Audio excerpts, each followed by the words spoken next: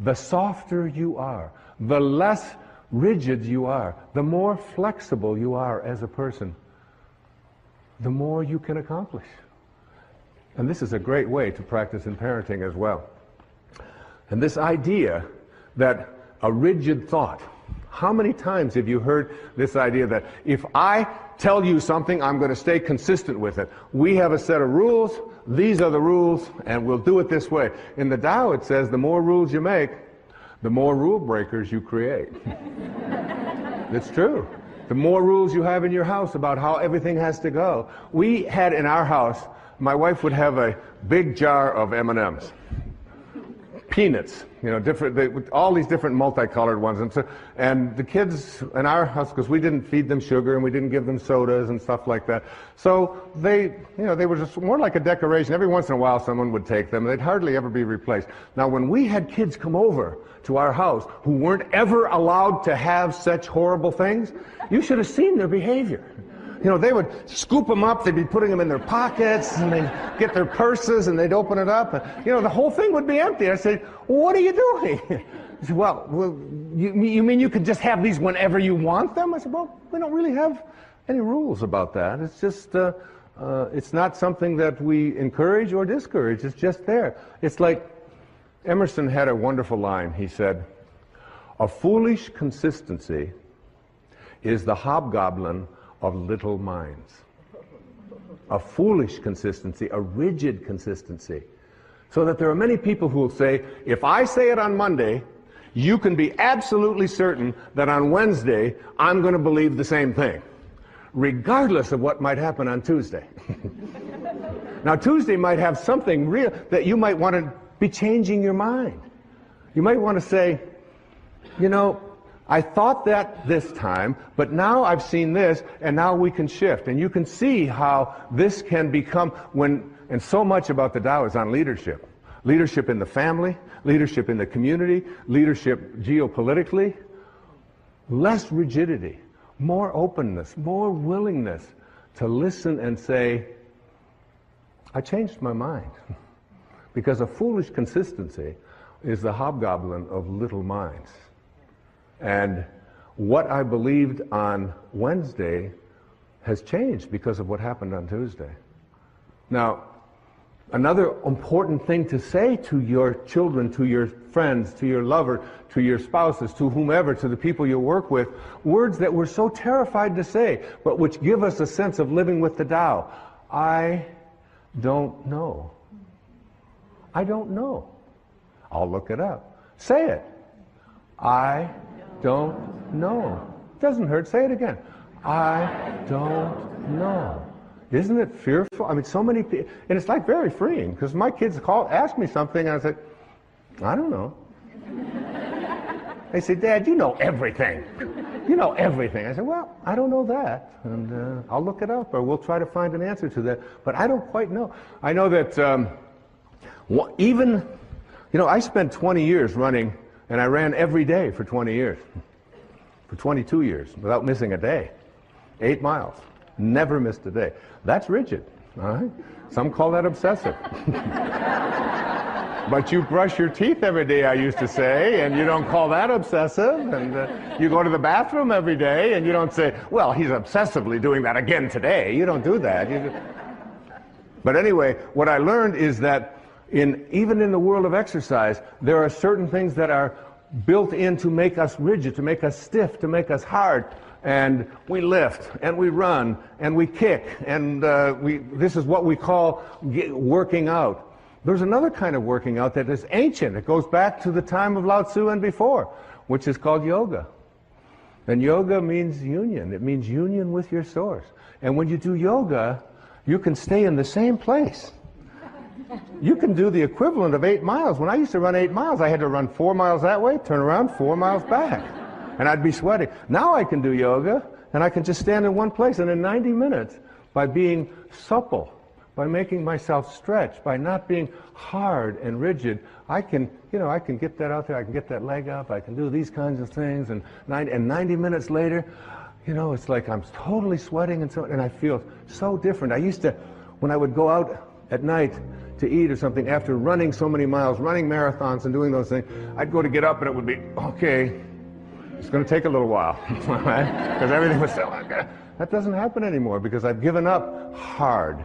I've given up being rigid and substituted it for being supple, for being flexible, for living a life in which I don't have to always be so fierce. Listen to this verse of the Tao Te Ching. It's one of my all-time favorites, verse number 76.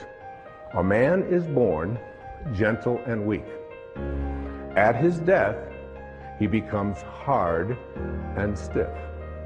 All things, including the grass and the trees, are soft and pliable in life, dry and brittle in death. Stiffness is thus a companion in death. Flexibility is a companion in life. And it's not just for how you exercise, it's how you think, how you think. To change the thought from notice me, to what Lao Tzu calls living in obscurity, becoming more obscure. We live in a celebrity-obsessed world, don't we? Look at me. Notice me. The Tao teaches something completely the opposite. Listen to the 66th verse of the Tao. Water again. The sea stays low. And because the sea stays low, all of the rivers and all of the streams empty into it. Because it stays humble. Because it stays in that place of just allowing everything to come to you. He was trying to teach us the important lesson of letting what we know is coming come to us. Verse 66 of the Tao. Why is the sea king of 100 streams? Because it lies below them. Humility gives it its power. That's a very important principle to understand, and I live on the ocean, right next to it. It's my front yard. And always I watch it to learn something from this thing called the ocean, which is the most powerful source of life that we have on the planet. Without it, there's no life on this planet. And because it stays low, so what does this have to say to us? Do you have the capacity to get past that ego need to always be saying, notice me, look how important I am? I mean, there's been a proliferation of this lately with this celebrity silly stuff, isn't it? I mean, CNN is doing, full hour shows on silly little things about what happened to this particular celebrity or what happened to that celebrity, and the celebrity's never even done anything. And there's all of this talk about it. And all of the new magazines. I mean, and you go through an airport and you look on the newsstand and all the same photos, just with different magazines. I don't even know what the names of all of them are, but there's like this huge market now that we have for people to get into a state of notice me, notice me, notice me. And how much do we train our young people, particularly in our schools and so on, that the one who is the star is the one who gets the most attention. The one who is the most important and the most valuable is the one that has the most people liking them and so on. This constant obsession with needing to be noticed. When in fact, what I have found for myself is the happiest moments of my life are when I can do it low and slow and not have anybody out there even know what I'm doing. To be able to, Louise never would have advertised the fact of some of the things I talk about with her generosity. She does it anonymously. It's almost always done in those ways. No, look at me, look and notice me, how important I am, and so on. So much to learn from that kind of wisdom, from that kind of inner connection to the Tao, the ability and the willingness to do it anonymously, to say that you can just get done almost anything that you want to get done if you don't become obsessed with taking credit for it. In the 36th verse of the Tao Te Ching, it says, the gentle outlast the strong, the obscure outlast the obvious. Try to become a little more obscure, a little less interfering, a little less notice me, a little less, one of the specific kinds of things that you can do is just as you're about, when somebody else is talking, just as you're about to interject what you've been thinking about for the whole time, waiting for them to stop talking, just stop and to bite your tongue and say, tell me more. Or, that's very interesting. I have never heard that point of view before. Even if they totally, completely disagree with everything that you stand for, to be willing to listen, to be able to stop. Practice it. I practiced it when I did these verses of the Tao. I practiced it every single day while I was working on that. Just staying obscure. And for me, that's not always so easy because of just being recognized wherever I go. And if I saw someone who was about to recognize me, I would just put my head down. I would just walk a little bit past them like something. Right now, I just want to be anonymous. Right now, I want to be obscure. The Tao says, storms always end. Verse 23, fierce winds don't blow all morning. A downpour of rain doesn't last all day. Who does this? Heaven and earth. You're already connected to everything you want or need. It will come to you at the exact perfect time, as the rivers and the streams come to the ocean at the perfect time and place. You gotta trust. You gotta know it's going to come to you. You don't have to chase after it. You can become a little less obsessed with your ego and your self-importance and who you are and what you've done, and you can get so much more done. And you know what? It's the most peaceful and sweet, delicious way. It's like the song that Cecilia was singing about the rose. Thank you so much, and God bless you. Thank you. Line by Albert Einstein when he was talking to his students about trying to solve mathematical problems and equations. He said, you can't ever solve a problem with the same mind that created it. It's what they call sometimes in management circles thinking outside of the dots or outside of the box. Getting out of your comfort zone. Getting out of looking at things the way you've always looked at them.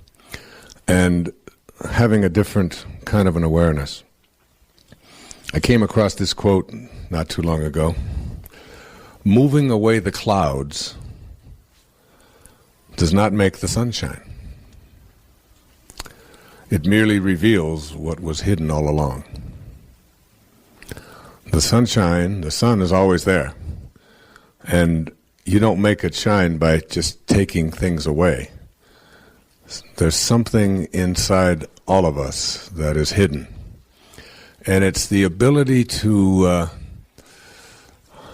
I call it rewriting our agreement with reality. It requires a new kind of awareness, a willingness, if you will, to see yourself as potentially capable of virtually anything. I've always loved the observation from the New Testament of Jesus, that even the least among you can do all that I have done and even greater things. That within each and every one of us there is this ability to be healers. There's this ability to be able to manifest and attract anything into our lives that we put our attention on.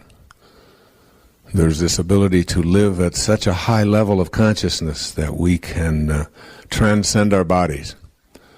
My internal wiring has always been one of whatever it is that I've got in my life as a problem, that I have to take responsibility for it, but I also have the capacity to be able to change it. And not only to change around what it is that is not working for me, but also to change around what I have been attracting into my life. I think it begins with this this whole idea of being inspired. I've always liked that word, inspired, inspiration, because its origin is in spirit. And then the opposite word is being informed. And so when you're in form, in the physical world, when you're in form, you get information. You get lots of information. And this is what we call the information age, right? So there's no shortage of information. They say that on a little chip the size of your thumbnail, we can put the names and addresses of everybody in the United States and Canada on a little chip the size of your thumbnail. That's really more information, I think, than we need. What we are doing is we are moving from the age of information to the age of inspiration, I believe. And as we move into the age of inspiration, where collectively mankind is beginning to have a collective capacity to be able to think thoughts which empower us rather than which weaken us, which, according to Hawkins' research, up until about 1985 or 1986, collectively, mankind's collective thoughts always produced that which weakens us. And now, in the last few years, we have moved above the level where man's collective consciousness is at least at a place where collectively we are empowering ourselves rather than using force. And as we move into the world of inspiration, we have to understand what that means. And Patanjali had a wonderful observation. I wrote about it in Wisdom of the Ages. He said, when you are inspired, that is, in spirit, and remember, it is in the world of spirit, it is in the world of thoughts where we change, where we go to the place where we create anything we want for ourselves in our lives. So that remembering here, the theme is that you can't solve any problem that you might have in your life with the same mind that created it. So you're moving into a place now called spirit. That which is seen hath not come from that which doth appear. We're moving into the world of the invisible now. When you are inspired, and think about the moments in your life when you've had the most inspiration, inspirado. You lose any touch of fatigue. I have gone and been inspired at moments in my life when I have written for almost 24 straight hours without stopping, without eating, without thinking about sleep. I just got into one of those modes, what we call a zone sometimes, where everything just flowed. When you are in that place, you transcend everything. And you don't worry about whether people are going to call you or not call you. You don't worry about your children. You don't worry about being sick. You don't think about the cold that you might have. You don't think about being tired and how much sleep you'll need. When you're inspired, you're in spirit. When you're in spirit, you're connected to your source. And now what you're doing is you're moving out of the mindset of inform or information, which is where all problems occur in the world of the physical, and you're shifting into the world of spirit. How would we think and act in daily life if we were truly aware of our divine essence? Obviously, there wouldn't be room to reproach yourself because we wouldn't doubt our abilities. In fact, we'd never look in the mirror and feel anything but love and appreciation. We'd see ourselves as fully capable of attracting all we desire. We'd treat our body with reverence and care, giving thanks for its divine design. We'd celebrate every thought we have, knowing its divine origin, and we'd become aware of our enormous talents and be awed by all that we are. We need to encourage the awareness of our magnificence in every regard. When that awareness has been reawakened, the seedlings of inspiration will begin blossoming. Here's a way of expressing these fundamental truths offered by the writings of the Baha'i Faith. This most great, this fathomless and surging ocean is near, astonishingly near, unto you.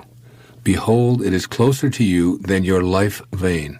Swift as the twinkling of an eye you can, if you but wish it, reach and partake of this imperishable favor, this God-given grace, this incorruptible gift, this most potent and unspeakably glorious bounty. There's no way to be in spirit without a changed awareness. So when we accomplish this, we give ourselves the gift of moving from being flawed, limited, lacking, and imperfect to being completely comfortable with our magnificence. This unspeakably glorious bounty is so close to us, all we have to do is make a few twinkling of an eye adjustments. So why not begin right now? Here are 3 of the most obvious and important changes in awareness that you can make. 1. Changing the awareness of our magnificent talents and abilities. I want to emphasize an extremely important point. I'm not talking about self-esteem here, nor am I referring to levels of confidence. Rather, I'm saying that we need to keep the important question, who am I, in the forefront of our mind. This question doesn't revolve around previous life experiences, has nothing to do with what we've been told our special qualities or unique abilities are, and it isn't related to how worthy or worthless we feel about ourselves. It has to do with a simple truth. As Epictetus, a philosopher in the 1st century AD, said, "You carry a God about within you, poor wretch, and know nothing of it." Just like Epictetus, who was born into slavery yet became one of our most profound teachers, we came into this world with an inexhaustible supply of talent. Our abilities are as limitless as God's are, because we're a distinct portion of the essence of Him. And there's an infallible way to begin entertaining those abilities and creating as He does. That way is to become aware that anything that excites us is a clue that we have the ability to pursue it. Anything that truly intrigues us is evidence of a divine, albeit latent, talent that's signaling our awareness. Having an interest in something is the clue to a thought that's connected to our calling. That thought is a vibration of energy in this vast universe. If something really appeals to us and we feel excited but perceive ourselves as devoid of the talent we think is necessary, it's probably an even higher vibration. Anything that's causing excitement within us is evidence of a spirit message that's saying, "You can do this. Yes, you can." If we react to this message with anything other than, "You're correct, I can do this, I have the ability to do it," then we've selected the vibration of resistance and ignored the vibration of excitement and interest that spoke to us. Our thoughts about who we are, what excites us, and what we feel called to be and do are all divinely inspired and come with whatever guidance and assistance we'll need to actualize these goals. The decision at this point is, are we willing to listen to these divine thoughts that pique our interest, or do we go on listening to the false self that's made us what Epictetus called a poor wretch? Rather than case studies of which I have only second-hand knowledge, I'm going to use some examples from my own life that illustrate listening to the false self. My background would appear to be an unlikely one for what I'm calling magnificence. Here's what it would look like on paper. Fathered by an alcoholic who abandoned his 3 children, childhood years spent in foster homes, a classic underachiever, educated in public schools, grew up at the low end of the socioeconomic scale, no financial advantages, no examples of or ambitions for higher education, 4 years as an enlisted man in the United States Navy, admitted to a university on a provisional acceptance at the age of 22 due to lower than average grades in high school, worked his way through 3 advanced degrees by being a cashier and a stock boy in a grocery store in Detroit. This isn't exactly what you'd call a prescription for becoming the best-selling author of 28 books and a successful public speaker. I couldn't begin to tell you how many teachers of creative writing and speech gave me low grades for my efforts in these fields. All I can say for certain is that I've always had a knowing about my interest in writing, have always been excited by the prospect of entertaining and informing an audience, any audience. By all of the accepted standards, I didn't have any writing ability. What I did have, and still do, was an interest and a passion for writing. It inspired and thrilled me, and I simply loved it. From the perspective of inspiration, I had the ability to do it, and that's all I needed to know. Then as now, I trusted that the universe would handle all of the details, including, will I be published? Will the critics approve? Will my book be a bestseller? Will my mother approve? Will I get an apology from any of my old English teachers? But really, who cares about any of this? The fact that writing excites me is all I've ever needed to know. When I follow that thought and stay with it, I conclude that I have the ability and the talent. And so do you. Like me, it's easy to find what excites you. What do you find intriguing? Does learning yoga and becoming an instructor interest you? Then you have your answer. The issue isn't about ability, it's about being matched up in spirit with your current thoughts and behaviors.